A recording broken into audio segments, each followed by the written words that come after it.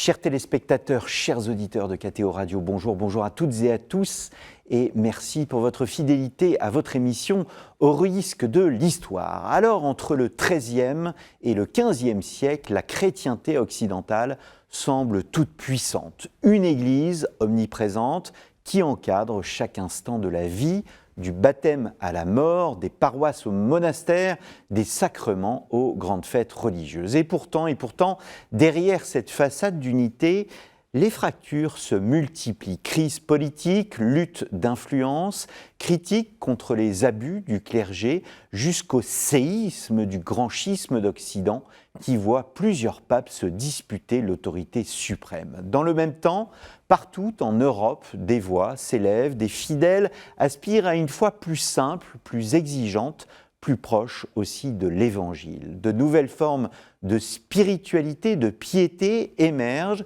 et les chemins du salut se diversifient. Alors, que devient l'unité de l'Église? Comment Rome tente-t-elle de maintenir son autorité face aux contestations et à quoi ressemble dans la vie quotidienne cette société qui se pense entièrement chrétienne mais qui doute, critique et se transforme en profondeur? C'est cette tension au cœur de la fin du Moyen-Âge que nous allons explorer avec mes deux invités. Catherine Vincent, bonjour. Bonjour. Merci d'avoir répondu à notre invitation. Vous avez votre ronde serviette ici, puisque c'est la troisième fois que je vous reçois. C'est toujours un plaisir.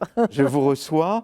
Vous étiez venu parler des indulgences et du culte à Saint-Michel. Et donc, vous venez de publier cet ouvrage qu'il faut absolument courir chez votre libraire préféré afin de vous le procurer, le christianisme latin au Moyen-Âge, donc on va dire du 8e siècle jusqu'au 15e siècle, c'est bien ça? Oui, même un petit peu avant. Ça commence vraiment dès le début de la christianisation de l'Occident. Voilà. Et donc, ni Légende noire, ni Légende dorée, un livre paru chez CLD, édition dans la collection des clés pour comprendre.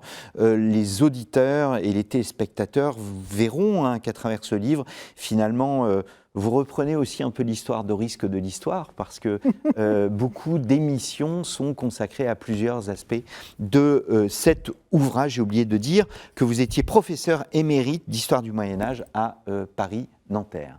Thomas Lacombe, bonjour. Bonjour. Vous êtes, maître de conférence à l'université Lyon 3. Alors, nos auditeurs, nos téléspectateurs ne le savent peut-être pas, mais il y a eu une question au concours Agrégation et CAPES qui était consacrée à la chrétienté médiévale, et c'est dans ce cadre que vous avez publié avec François Wallerich et Gaël Bosman Église, société et pouvoir dans la chrétienté latine, donc 910-1274, un livre paru chez Atlante, évidemment, que tous ceux qui ont passé le CAPES et l'agrégation se sont procurés. Ce sont des livres abordables. Oui. Et qui se lisent facilement. Et là encore, eh bien, nos auditeurs et téléspectateurs pourront voir que plusieurs aspects de ces ouvrages ont été traités par notre émission Au risque de l'histoire. Catherine Vincent, je me tourne vers vous. Qu'appelle-t-on chrétienté entre le XIIIe et le XVe siècle? Est-ce que cette notion dépasse, est-ce qu'on doit lui faire dépasser la seule institution ecclésiastique? Alors, je vais répondre en rebondissant sur la présentation du livre de Thomas et de ses complices, en vous disant qu'à mes yeux, le terme de chrétienté est peut-être plus pertinent pour la période centrale du Moyen-Âge, où il y a vraiment une unité à la fois de la culture et du monde politique aussi, autour de cette notion de chrétienté. Donc 10e, 12e siècle. Oui, peut-être même déjà un tout petit peu avant, avec l'unité carolingienne, enfin voilà. Où là, vraiment, je dirais, comme on a un monde politique qui est très éclaté, il me semble que la véritable unité, elle vient justement du christianisme, et je vois Thomas qui opine, donc je suis très contente. Alors ensuite, elle dure, cette idée de chrétienté, et on a quelqu'un qu'on ne peut pas ne pas citer, qui est Alphonse Dupron, qui a consacré un énorme livre, 4 volumes chez Gallimard, dans la collection blanche, là, sur la chrétienté et l'idée de croisade, qui montre que cette notion de chrétienté, elle va durer encore très longtemps. jusqu'à, j'allais dire, penser par exemple au succès et à la célébration de la victoire de Lépante sur les Turcs à la fin du XVIe siècle, où c'est la chrétienté qui se pense victorieuse. Donc, elle est présente, mais elle a peut-être moins de consistance, si vous voulez, que pour la période centrale du Moyen-Âge, puisque, on va le voir, il y a des forces, je ne sais plus si on dit centrifuge ou centripète, enfin d'éclatement qui apparaissent. Thomas Lacombe ? Oui, parce que cette notion de christianitas en latin, la chrétienté, en fait, elle apparaît dès Grégoire le Grand, dès les pères de l'Église. Oui. Au départ, c'est un peu un synonyme de la cité de Dieu qui s'oppose à la cité terrestre. Elle n'acquiert un sens social, territorialisé, politique qu'au moment de l'unité carolingienne, dans l'entourage de Charlemagne. C'est un collègue qui a soutenu une thèse en 2014, Tim Gellard, qui l'a bien montré. Et ensuite, mais que reste-t-il après l'explosion de l'Empire carolingien, qui se considérait bien comme une volonté de faire d'un territoire un peuple chrétien, tout rassemblé dans ce territoire? On n'a jamais un territoire qui rassemble plus jamais ce peuple chrétien. Alors, ces divisions, elles s'accroissent au XIIIe, XVe siècle, ça c'est évident. Donc la chrétienté, finalement, au XIIIe, XVe siècle, c'est surtout un rêve du pape de réussir à l'imposer, mais dans la réalité, le royaume d'Angleterre, le royaume de France, la Germanie, tous ils sont chrétiens, jamais ils n'envisagent une identité qui est aussi forte que celle qui dépasserait leurs frontières. Alors, peut-être pour contextualiser un peu, et parce qu'on s'attache aussi dans l'émission Au risque de l'histoire, mais aussi sur Storia Voce, notre partenaire, à montrer que le Moyen-Âge était une période riche, c'est une période d'effervescence. On reste dans notre période ici, 13e, 14e, 15e siècle, dans une période où il y a les croisades tardives toujours, il y a l'expansion urbaine, il y a les universités, mais c'est aussi un monde qui est en crise. Il y a la guerre de 100 ans, vous parlez du royaume d'Angleterre, le royaume de France, il y a le grand schisme d'Occident. C'est une période extrêmement riche. Riche et contrastée dans la mesure où vous considérez le XIIIe siècle jusqu'au XVe, là on a quand même un changement de conjoncture. Le XIIIe siècle reste encore ce qui est dans les mémoires d'ailleurs des contemporains, le beau XIIIe siècle, pour le royaume de France, le siècle du roi Saint-Louis, etc. Et ensuite, on voit, j'allais dire, les nuages s'accumuler à l'horizon, avec successivement une économie qui est moins florissante, donc moins de croissance urbaine, voilà, les famines qui reviennent, etc. Et puis le grand épisode de 1348, du retour de la peste, qui va quand même bouleverser les populations. Et donc on bascule au XIVe, peut-être un petit peu moins dans la deuxième moitié du XVe, mais dans une période qui est beaucoup plus dure, si vous voulez, beaucoup plus complexe. Et qui contraste avec le haut Moyen-Âge, donc du 9e jusqu'au 12e siècle, qui constitue l'apogée en fait, de l'époque médiévale. Mais on peut y mettre aussi le 13e, honnêtement. Voilà. Oui, des ruptures, ça peut être le XIVe siècle. 1300 en Espagne, retour des famines. Ça faisait très longtemps qu'il n'y avait plus de famine à l'échelle d'une principauté. 1311 en Sicile, 1315-1317, c'est la grande famine dans le nord-ouest, documentée par Gilles Le Musy. En même temps, ou très peu de temps après, c'est le retour de la peste. Et imaginez, la peste, elle avait disparu de l'Europe depuis 767. Donc c'est une maladie qu'on ne connaît plus. Et la peste noire, donc entre 1347 et 1352, avec l'arrivée en France en 1348 dont parlait Catherine, c'est, selon Ole Benedicto, un chercheur norvégien, c'est entre 50 à 60% de la population européenne décimée en 5 ans. Donc c'est évidemment une crise considérable. Si on rajoute la guerre de 100 ans dont vous parliez à partir de 1337, après la guerre de 100 ans qui se termine en 1453, vous avez la guerre des Deux Roses en Angleterre, de 1455 en 1485. Donc il y a une crise politique, démographique, une crise économique. Catherine en parlait. Et les chrétiens là-dedans, comment se situe-t-il? D'autant plus que vous avez commencé à l'évoquer, mais je crois qu'on en reparlera, le grand schisme. Vers quel pape se tourner quand il y en a 2, voire même à un moment 3? Donc c'est évidemment un bouleversement. Et il y a des réponses religieuses. Parce que tout ça, qu'on analyse là comme des facteurs, qu'on aligne les uns après les autres avec leurs dates en historien, tout ça, les chrétiens et les chrétiennes, ils le considèrent comme une punition. Ils pensent que c'est une punition divine. Et donc, ils réagissent de 3 grandes manières différentes, soit avec des nouvelles formes de dévotion. C'est certains cultes de saints comme Saint Roch, qui meurt au XIVe siècle et qui est un saint qui a été pestiféré, qui a guéri de la peste et qui va être très suivi. Donc des nouvelles formes de dévotion, des formes d'expiation. C'est ces cohortes de flagellants, ces hommes et ces femmes qui pratiquent l'autoflagellation et qui sont mal vus de l'Église parce qu'ils font ça en dehors de l'Église. Et en 1349, le pape Clément V prend une bulle pour lutter contre eux, alors que c'est une aspiration populaire à expier les péchés. Oui. Et puis, l'autre manière aussi de réagir religieusement, c'est la persécution. C'est un moment où on a beaucoup de persécutions, notamment face aux communautés juives. En 1349, le pogrom de la Saint-Valentin, le 14 février, à Strasbourg, c'est jusqu'à 2000 juifs qui auraient été massacrés parce qu'on considérait que c'était eux les boucs émissaires, c'était eux les coupables de toutes ces crises qui s'abattaient sur la chrétienté. Alors, on va rentrer peu à peu sur ces fissures et puis sur l'expression aussi de les expressions nouvelles de la foi que j'évoquais en introduction. Mais peut-être avant, quelle est la réalité de la centralisation romaine ?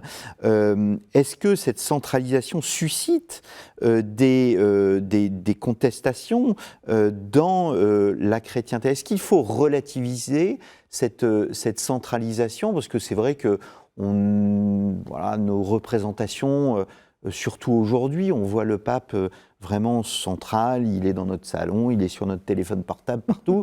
C'est absolument pas le cas de l'époque médiévale. Est-ce qu'il a un pouvoir relatif ou est-ce que le mouvement de centralisation qui commence avec la réforme grégorienne, que nos fidèles téléspectateurs et auditeurs connaissent bien, parce qu'on en a parlé beaucoup, ce mouvement de centralisation est une réalité ? Ah oui, ça je crois que c'est une réalité, enfin je ne sais pas ce que Thomas en dira, mais pour moi c'est une réalité et qui est vraiment expérimentée par les fidèles. Alors on pourra revenir sur les moments où cette grande institution s'est véritablement construite, mais si on veut avoir une indication de la manière dont elle est reçue par les fidèles eux-mêmes, après tous ces épisodes de crise et notamment la crise du grand schisme à laquelle Thomas faisait allusion, vous avez en 1450 un jubilé à Rome, qui réunit un nombre considérable de fidèles, au point qu'il y ait des embouteillages sur le pont Saint-Ange, des gens qui sont jetés par-dessus bord, enfin bon, c'est terrible, mais c'est quand même le signe qu'on est content de retrouver une forme d'unité autour de la figure pontificale, après tous ces épisodes.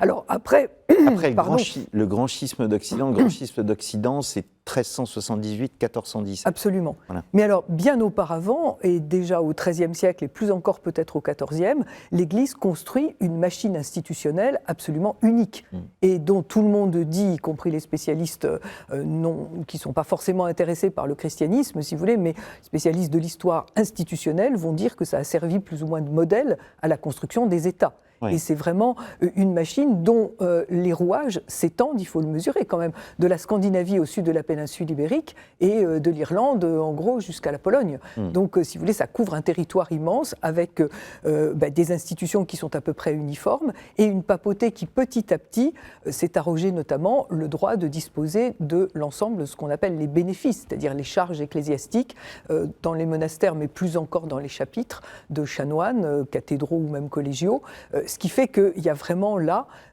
si vous voulez, un élément unificateur aussi de l'ensemble du monde chrétien. Sans parler, bien sûr, des dévotions, de la liturgie, qui sont quand même s'il y a des nuances régionales, un élément d'unité qui est évidemment important à pas sous-estimer. Thomas Lacombe, est-ce que la papauté, finalement, ne sort pas grandie de ce moment terrible qu'a été le grand schisme d'Occident, où il y a eu jusque 3 papes, on ne savait plus à quel pape se vouer, en quelque sorte.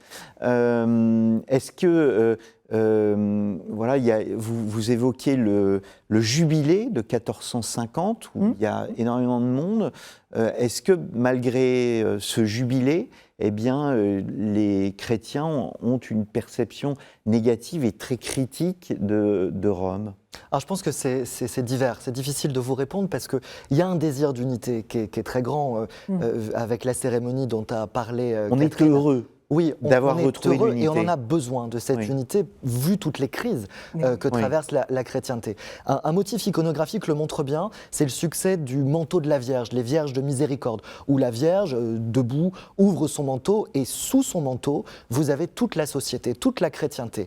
Hommes, femmes, clercs, laïcs. Il y a un tableau très célèbre d'Enguerrand-Carton qui date de 1452, qui est conservé au château de Chantilly, où on a les laïcs d'un côté, bien séparés des clercs de l'autre, mais on a parfois des vierges de miséricorde qui sont bien plus diverses. Et c'est un motif iconographique qu'on trouve, là c'est un tableau dont je parlais, mais qu'on trouve aussi en sculpture, qu'on trouve sur des vitraux, qui est très très populaire. Et ça montre une volonté de retour de cette unité, et donc qui symbolise l'unité? C'est évidemment le pape. Alors le pape, il a quand même vu son pouvoir bien remis en cause, bien contesté, et bien sûr que les princes laïcs, ils se sont servis de ce moment de crise pour le pouvoir pontifical, pour le contester. Imaginez, Boniface VIII, c'est celui qui affirme le plus, sans doute, la monarchie pontificale, la théocratie pontificale, mais c'est aussi celui qui meurt en 1303, quelques mois après avoir été giflé à Anagni. Donc on est vraiment au XIVe siècle, dans le moment dont on parle avec Catherine aujourd'hui, à un moment de rupture, de la plus grande affirmation de la centralisation pontificale et de sa plus grande fragilité. Je rebondis sur ce qu'a dit Catherine sur la politique bénéficiale, le fait que depuis 1265 et la bulle Licet Ecclesiarum de Clément IV, on a le pape a le droit de nommer les titulaires des bénéfices ecclésiastiques mineurs ou majeurs. Donc le prêtre dans sa paroisse, le chanoine à sa prébende, l'évêque sur sa cathèdre, l'abbé dans son monastère. Ça va à l'encontre de ce que vous disiez tout à l'heure. Vous avez fait des émissions sur la réforme grégorienne. La réforme grégorienne, c'est les papes qui disent tous ces bénéfices-là, c'est librement qu'on doit les choisir. Alors à ce moment-là, la liberté, c'est la liberté face aux laïcs. Attention, le roi de France, tu ne viens pas mettre la liberté de l'Église, mais qui est attaquée par l'empereur qui veut lui choisir les évêques, etc. Et eh bien, à notre époque, c'est le pape qui s'arroge ce droit. Ça va à l'encontre de ce qui a été posé à la réforme grégorienne. C'est les papes qui disent « Non, c'est moi qui vais choisir les évêques ». Un exemple très concret, pendant le pontificat de Jean XXII, entre 1316 et 1334, dans le royaume de France, il y a 127 vacances épiscopales. 127 évêques qui meurent, il faut les remplacer. Et le temps entre la mort et l'élection s'appelle la vacance. 13 élections libres. 13 sur 127. Le reste, c'est dénomination pontificale, c'est le pape qui choisit. Ça, c'est une centralisation énorme et c'est contesté. C'est contesté par qui? Par les souverains. Je reste dans le royaume de France. Au XVe siècle, en 1438, Charles VII promulgue à Bourges la pragmatique sanction. Et un des éléments de cette pragmatique sanction, c'est de retirer la capacité du Saint-Siège à nommer aux bénéfices ecclésiastiques, mineurs ou majeurs, dans le royaume de France. Alors on peut peut-être revenir un peu pour montrer comment les choses sont plus compliquées. Le fait que la papauté s'arroge le droit de nommer aux bénéfices, ça a permis aussi de casser les réseaux locaux. Et des formes de féodalité, si vous voulez. Et donc de donner peut-être aussi leur chance à des clercs formés intellectuellement qui venaient à la cour d'Avignon pour essayer de se faire nommer à tel ou tel bénéfice. Mais ensuite, effectivement, sont apparues ces forces nationales et cette affirmation des églises. Alors pour le monde du Royaume de France, on va parler d'églises gallicanes, où justement, là, on va essayer, et Thomas a eu raison de montrer l'importance des politiques, des souverains, qui essayent de reprendre la main sur le contrôle des églises. Donc finalement, la papauté, après le grand schisme, elle apparaît puissante, mais elle a été beaucoup critiquée par toute une série de théories conciliaristes, pour dire où est le pouvoir dans l'Église, le pape ou le concile. Oui. Et donc, elle a aussi des formes de faiblesse. Alors, on va avancer, on va sortir de la question de la centralisation pontificale. On assiste au XIIIe siècle à une révolution pastorale, à une révolution au fond qui vient du bas, même si vous pouvez contester le terme de révolution, et je sais que vous allez le faire. Comment définir cette révolution pastorale, ou en tous les cas cette volonté de réforme qui vient du bas? Alors, beaucoup de choses, ça serait à dire, mais je pense quand même que pour nos auditeurs et téléspectateurs, il faut revenir à une chose importante pour comprendre tous ces mouvements religieux du Moyen-Âge, c'est qu'à partir d'un certain moment, qui est difficile à dater, le discours de l'Église va de plus en plus insister sur une vision individuelle du salut et sur la responsabilité de chaque fidèle pour œuvrer à son salut. Je ne dis pas forcément l'obtenir, on ne se met pas encore tout à fait à la place du jugement de Dieu.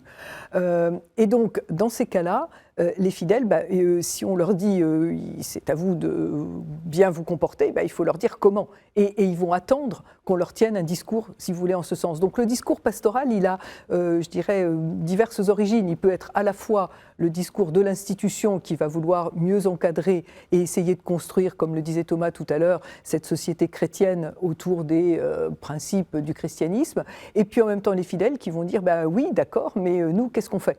Si vous voulez. Et on retrouve derrière aussi la distinction très rigoureuse qu'a posée la réforme grégorienne entre le monde des clercs et le monde des laïcs.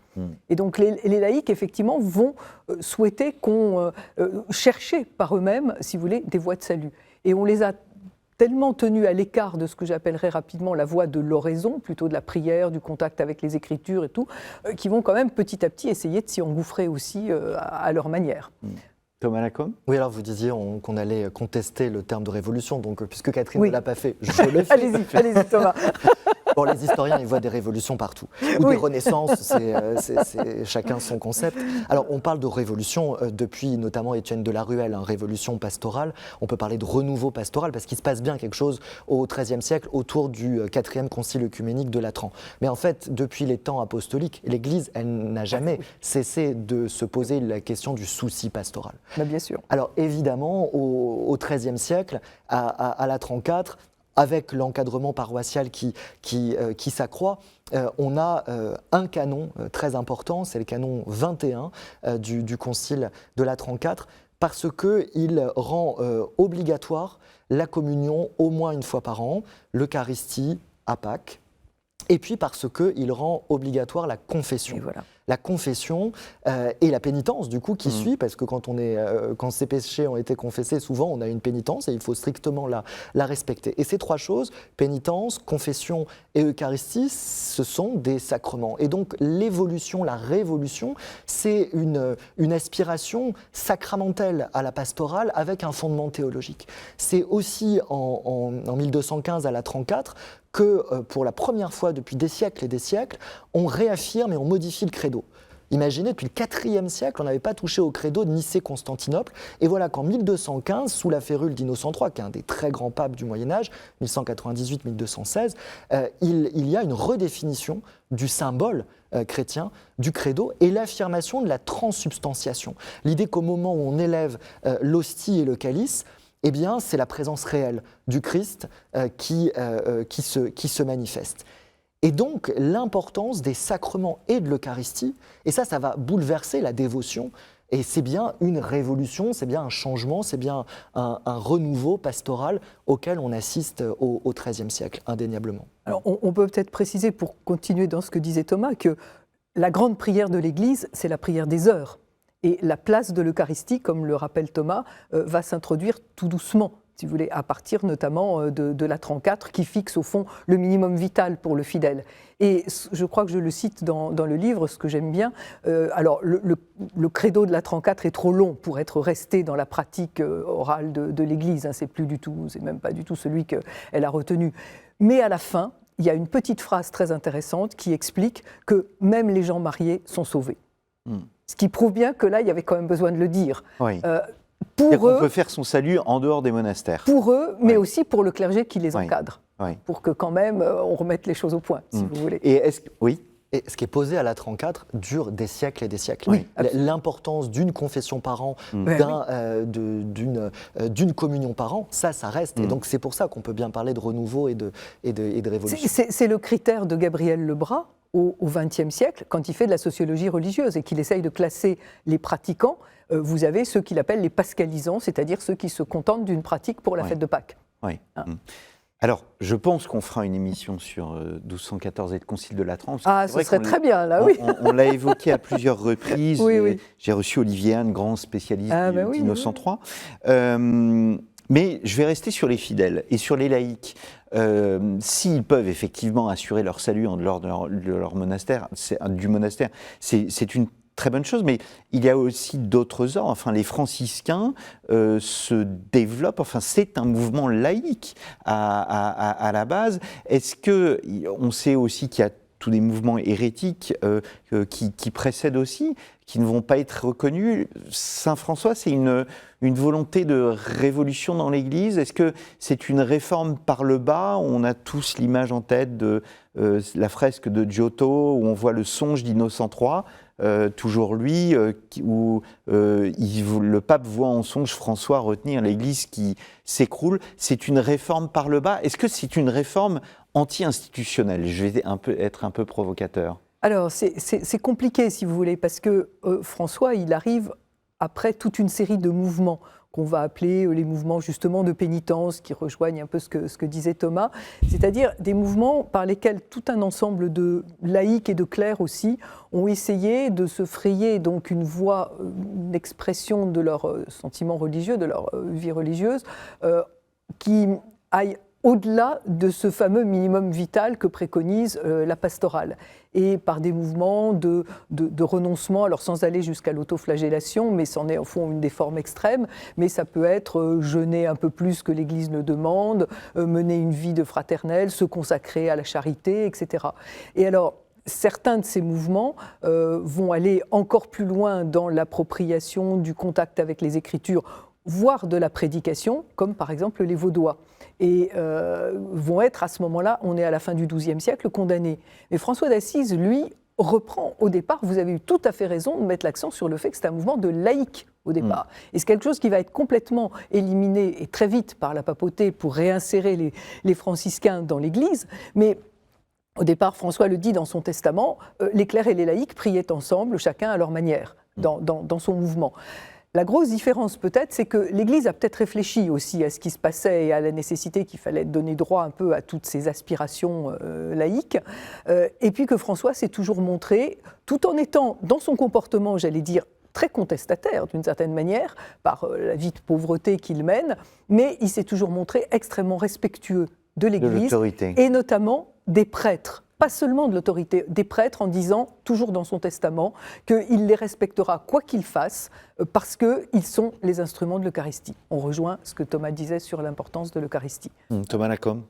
Oui, vous citiez le songe d'Innocent III. C'est la veille de l'A34 dont on parlait il y a un instant, qu'il aurait eu ce songe-là. Donc, il aurait vu son église sur le bord de tomber, et dans la version franciscaine, c'est François d'Assise qui soutient l'Église, voilà. Et vous avez cité le tableau de Giotto, mais les dominicains ont la même version avec Dominique de Guzman, leur fondateur, qui soutient l'Église, et pour le voir en image, renvoie les téléspectateurs à la prédelle du couronnement de la Vierge de Fra Angelico. Un des panneaux de la prédelle, c'est la même chose que Giotto avec François d'Assise, sauf que c'est blanc et noir, Dominique de Guzman qui soutient le mur. Qu'est-ce que ça veut dire par là, ce motif iconographique? La volonté de ces mouvements, dont vous avez bien dit qu'ils n'étaient pas au départ, quand ils sont pensés par leurs fondateurs, tout à fait dans les rails de l'Église, au contraire, de ne pas être considérés comme hérétiques et de rechercher l'approbation du pape. Ça passe par ce songe, avec ce pape si important, qui effectivement leur accorde une tolérance. Et puis, ça développe un grand succès. C'est-à-dire que ces mouvements qui correspondent bien aux aspirations des laïcs de ce moment-là, mais les ordres mendiants, c'est le mouvement spirituel le plus suivi au XIIIe siècle. Avant 1274 et le concile de Lyon II, très important pour les ordres mendiants parce que la papauté définit qui sont les ordres mendiants qui ont le droit de citer. Ils sont 4. On a déjà cité les 2 principaux, les franciscains et les dominicains, mais il faut aussi rajouter les carmes et les ermites de Saint-Augustin. Avant 1274, c'est une vingtaine d'ordres mendiants qui ont été fondés un peu partout.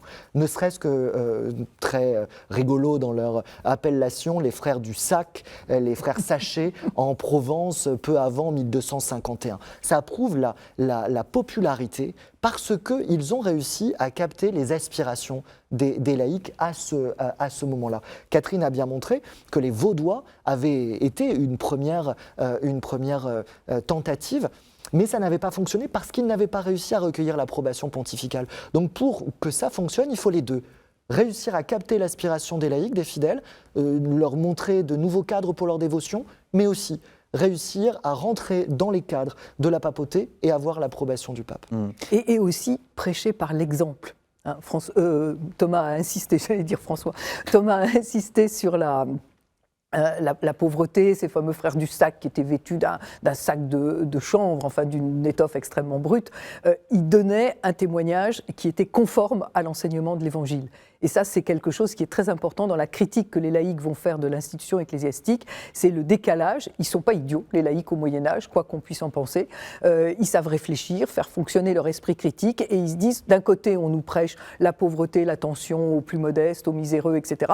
Et puis en même temps, on a sous les yeux une église riche qui côtoie les puissants, qui a du pouvoir. Et là, les ordres mendiants, justement, on va les appeler comme ça parce qu'eux vont choisir de faire une prédication verbo et exemplo, c'est-à-dire par la parole et par l'exemple. Alors il y a des dévotions, on a parlé du culte eucharistique, etc. Quelle est la place des œuvres de charité dans ce mouvement? Les hôpitaux, les confréries de miséricorde, les œuvres de secours? Elle est absolument fondamentale. Pour retrouver ce que je vous disais tout à l'heure, c'est parce que quand on a vraiment distingué très clairement l'état de vie, le statut du clerc de celui du laïc, le laïc est en charge des affaires du monde dans l'anthropologie grégorienne. Donc les affaires du monde, c'est la guerre, c'est le pouvoir politique, c'est la vie de la société, c'est aussi le fait de perpétuer l'espèce en étant marié, en ayant des enfants, mais c'est aussi l'attention aux plus pauvres. Et c'est pourquoi les laïcs se sont beaucoup engouffrés, André Vaucher a pu parler, alors encore d'une révolution de la charité, mais sont engouffrés dans ces œuvres caritatives. Alors attention, par exemple, les hôpitaux n'étaient pas pris en charge par des laïcs. Les laïcs les finançaient, mais c'était de petits ordres religieux qui assuraient le soin et l'encadrement des malades. Mais il y a quand même eu toute une série de mouvements de distribution de biens, etc., qu'on va appeler justement les charités, ou les tables des pauvres dans le Nord, qui se sont multipliées à partir du XIIIe siècle et qui continuent ensuite. Et là, il y a vraiment une manière... Les médiévaux vont faire du chapitre 25 de l'évangile de Matthieu, où on distingue qui sont les sauvés des damnés, leur programme, ce qu'ils appellent les œuvres de miséricorde. Oui. Donner à boire, à manger, vêtir, visiter les prisonniers, visiter les malades, racheter les prisonniers. Et on ajoute la sépulture des défunts, sur le modèle de Tobie dans la Bible, et qui est aussi une œuvre de miséricorde tout à fait importante. Et le rachat des prisonniers, ça peut aller très loin, puisqu'il y a des ordres religieux qui se sont constitués pour se substituer à des prisonniers pris dans le cadre des conflits avec le monde de l'islam, notamment. Oui, les mercédaires ou les trinitaires. Notamment. Voilà. Et alors, pour rebondir, puisque Catherine a cité André Vaucher, je vais citer Michel Mola du Jourdain, qui a travaillé sur la pauvreté au Moyen-Âge et qui a beaucoup travaillé sur ce qu'il appelait la floraison hospitalière. Hein, c'était son terme, sans révolution cette fois-ci, du XIIIe siècle. Des chiffres. À Marseille, à la fin du XIIe siècle, on a, en plus des aumônes épiscopales ou monastiques, on a une douzaine d'établissements de charité. C'est considérable. Bon, c'est une grande ville aussi, vous me direz. À l'échelle de l'Anjou, c'est 144 établissements de charité qui ont été recensés entre le milieu du XIIe et le début du XVIe siècle. Donc, elle n'est pas galvaudée, cette idée de floraison hospitalière. Partout, on a des institutions de charité et un grand engouement. Dans les testaments, les laïcs, quels qu'ils soient, petits ou grands, vont souvent donner une part du pauvre. Laisser une part pour que des dons soient faits en leur nom, après leur mort, à des pauvres. Alors ça passe par les établissements de charité, mais c'est de leur volonté. Et ça traduit bien cette nécessaire quête du salut par l'aumône, par la charité. Dans les testaments au XIIIe siècle, à l'échelle du comté de Flandre, c'est 44% des testaments qui contiennent cette clause d'une part du pauvre. Donc c'est considérable. Ah, c'est intéressant parce que On a commencé cette émission avec cette idée de crise politique, crise du pouvoir pontifical, crise économique avec la famine et la peste. Et on voit que dans un contexte de crise, c'est là où se développent en fait des initiatives. Oui, et alors, il faut quand même leur rendre justice. J'allais dire, les puissants ne sont pas en reste non plus, oui. si vous voulez.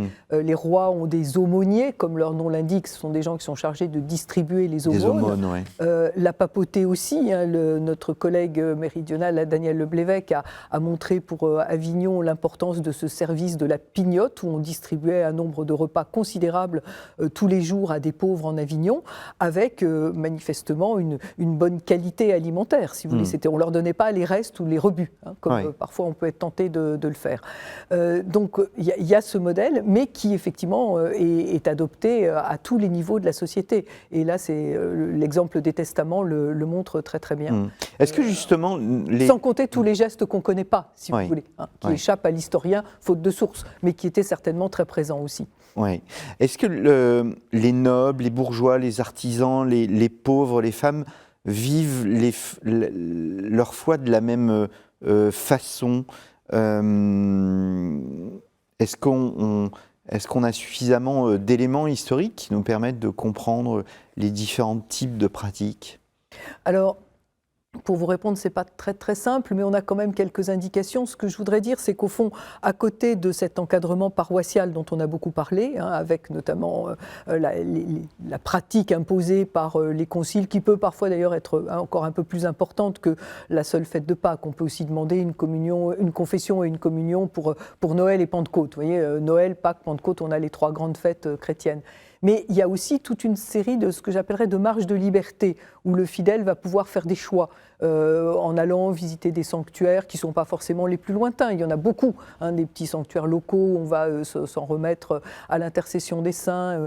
Alors, on peut aussi faire partie de confréries. Et là, on voit bien que c'est un mouvement qui m'a beaucoup intéressé dans mes débuts de chercheur, mais qui a fleuri partout en Occident et qui n'a aucun caractère d'obligation. Donc c'est vraiment quelque chose qui montre quand même... alors il y a des contraintes sociales derrière, etc., mais enfin quand même qui montre une adhésion de la part des fidèles.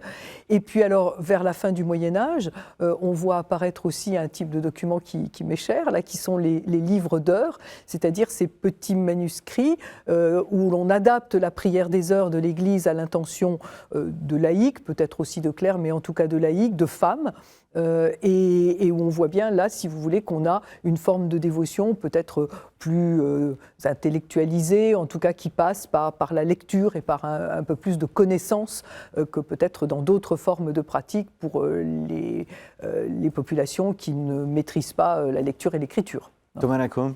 Oui, avec l'exemple des livres d'heures, je rebondis, on voit qu'il y a quand même des différences, parce que tout le monde ne peut pas se payer un livre d'heures. Voilà. Même petit, même pas enluminé. Alors on pense tout de suite, qui dit livre d'heures, au très régeur du duc de Berry, à Chantilly. Mais alors on oublie, Jean de Berry, c'était le fils de Jean de Lebon, le frère de Charles V, il avait les moyens. Et on oublie souvent qu'à côté des très régeurs du duc de Berry, en fait, il en a commandé bien d'autres. Au total, il y en a 6. Après, à côté des très régeurs, il y a les petites heures, il y a les grandes heures, il y a les belles heures, il y a les très belles heures de Notre-Dame et les très belles heures qu'on appelle aussi heures de Bruxelles. Bon, personne, à part lui, parce qu'il est fils, frère de roi, ne peut se permettre ça. Donc évidemment qu'on fait son salut avec ses moyens, même si ça va à l'encontre de tout ce que dit l'Évangile. Mais il faut remettre ça au centre de la conversation.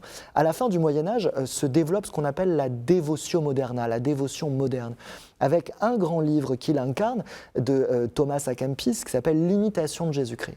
On est vers 1400.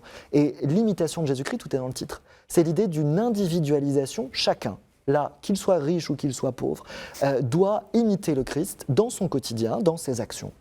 Prier tous les jours, méditer tous les jours. Et oui, les livres d'heures sont, pour ceux qui en ont les moyens, une aide, un support. Mais on peut imaginer le paysan qui mettrait sa charrue de côté et qui ferait sa prière et qui reprendrait son travail. Sauf que ça n'a pas laissé de source. Donc pour répondre à votre question, comment bien savoir les différences entre riches et pauvres ? On dépend de nos sources et les pauvres rentrent moins dans ces sources-là.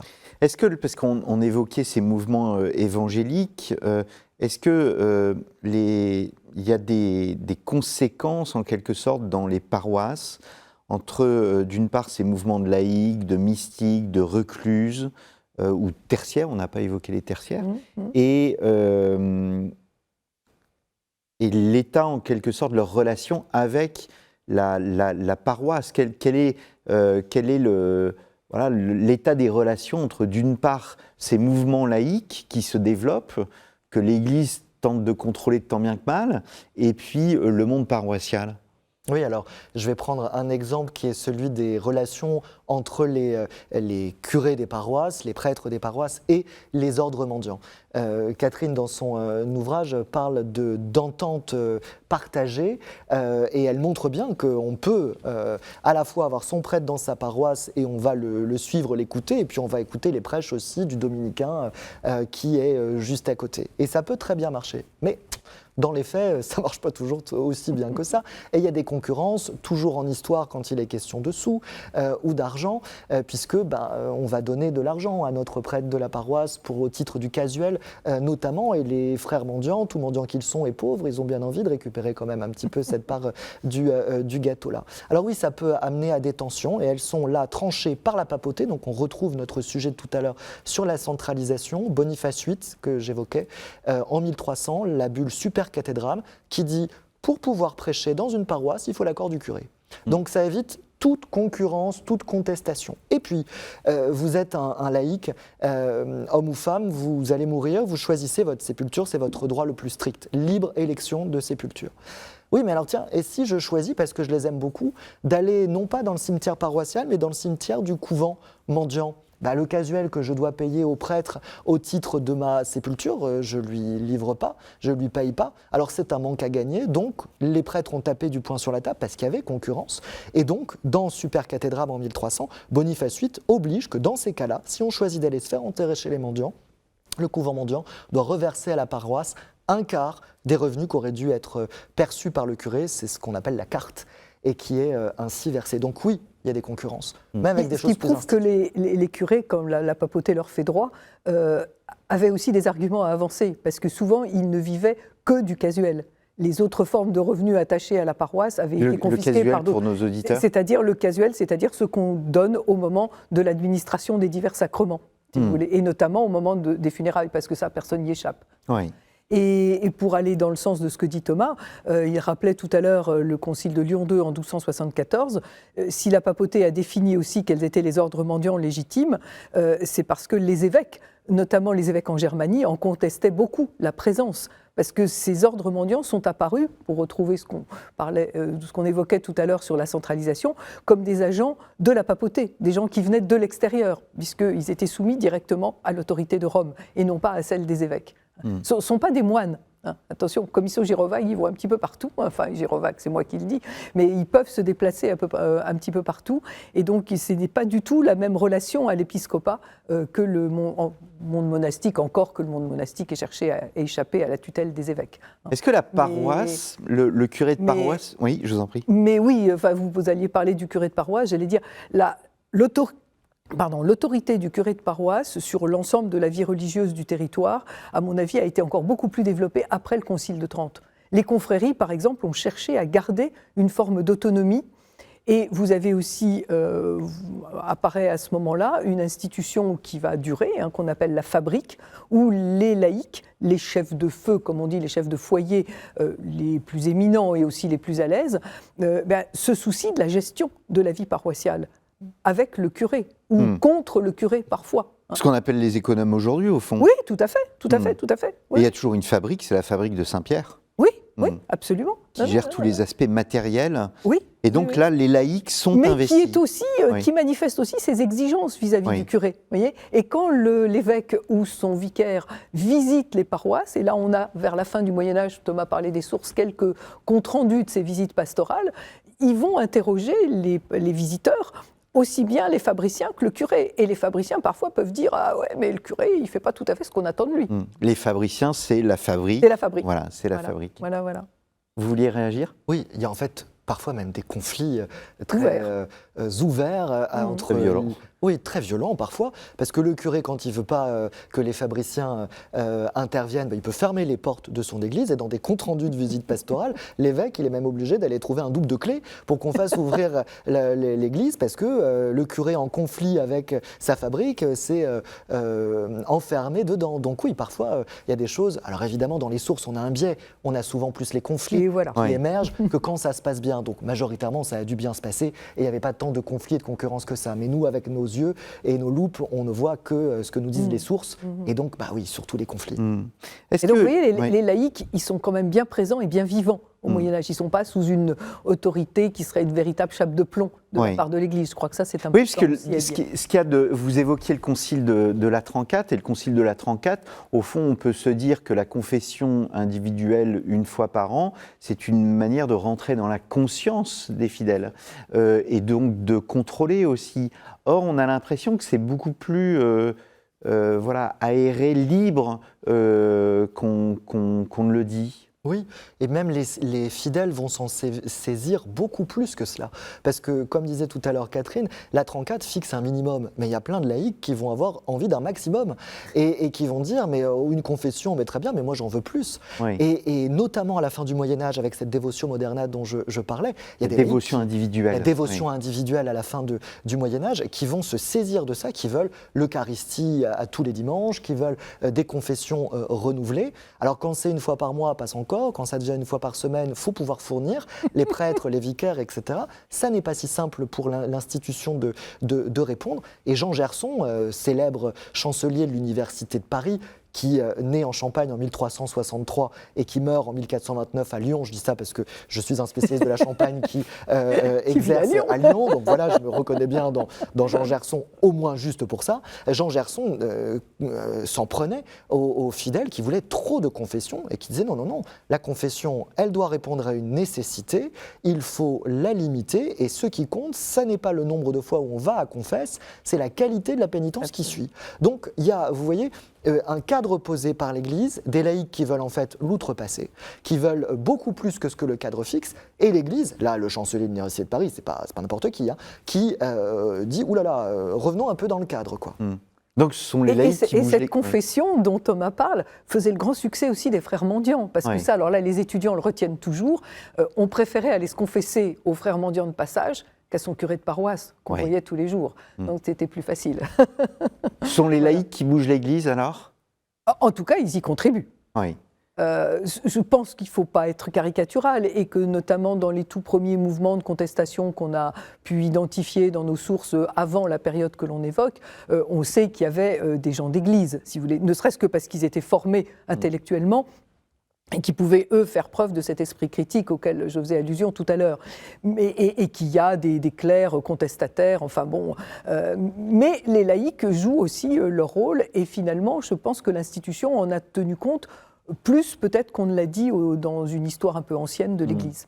Je reviens à mon paradoxe, il reste 4 minutes, je reviens à mon paradoxe et je souhaiterais terminer sur cette idée, c'est qu'encore une fois, on a commencé avec cette idée de fissure et on voit cette réforme, on voit une nouvelle forme de dévotion, on voit une église en réforme et qui va vers le bien au fond, puisque vous allez jusqu'au concile de Trente. Le concile de Trente, c'est le XVIe siècle, donc c'est un long mouvement qui dure quasiment 2 siècles et demi.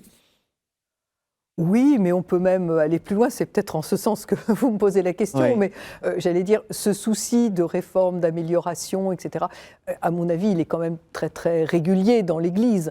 Il n'est pas seulement concentré sur ces derniers siècles du Moyen-Âge. Alors je reprécise ma question, est-ce que le Concile de Trente, et notamment on a fait une émission sur le Concile de Trente, est-ce que ce n'est pas au fond un concile qui souhaite ponctuer au sens propre, c'est-à-dire contrôler en laissant une marge de manœuvre, mais contrôler en quelque sorte ce long mouvement de réforme que l'on a décrit et qui commence au XIIIe siècle? Je pense que le Concile de Trente va trouver des sources d'inspiration dans ce qui s'est passé effectivement dans les siècles antérieurs, et notamment dans le Concile de Latran IV dont on parlait.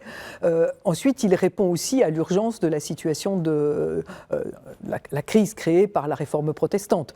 Donc il va, à mon avis, durcir l'encadrement, beaucoup plus que ce qu'on a longtemps imaginé pour le Moyen-Âge, si vous voulez. Et c'est peut-être ce paradoxe qu'on peut retenir, c'est qu'au fond, je pense qu'il y avait plus de marge de liberté dans les pratiques au Moyen-Âge. Quoi qu'on dise, et il y avait aussi des institutions comme l'Inquisition ou autres qui étaient évidemment très coercitives, mais je pense que pour la vie quotidienne des fidèles, le Concile de Trente a plutôt durci les choses par rapport à ce qui s'est passé auparavant. Thomas Lacombe, le mot de la fin. Eh bien, terminons sur l'idée d'un long Moyen-Âge, ça fera plaisir à Jacques Le Goff et à tous ses élèves. Voilà. Un long, oui, mais c'était jusqu'au 19e siècle. Je sais. Oui. Voilà. Eh bien, merci beaucoup à tous les deux pour votre dextérité dans cet exercice. Le christianisme latin au Moyen-Âge, un livre paru chez CLD Émissions, donc le christianisme latin au Moyen-Âge, ni légende noire, ni légende dorée, tout ce que vous avez voulu savoir sur le christianisme, donc quasiment du 6e siècle jusqu'au 15e siècle. Une excellente vraiment synthèse de tout ce qu'on a fait depuis 5 ans. Pour en finir avec les clichés sur le Moyen-Âge. Pour en finir avec les clichés sur le Moyen-Âge. Et vous, Thomas Lacombe, Église, société et pouvoir dans la chrétienté latine, un ouvrage, donc 910-1274, un ouvrage paru chez Atlante, et je n'ai pas cité votre ouvrage, Des usages de la grâce, qui est un ouvrage que l'on a utilisé pour faire notre émission sur les indulgences. Précisément, n'hésitez pas à aller écouter cette émission, voir cette émission sur KTO-TV.com sur les fameuses indulgences. Qu'est-ce qu'une indulgence? Quand est-ce qu'elles apparaissent? Comment se développent-elles?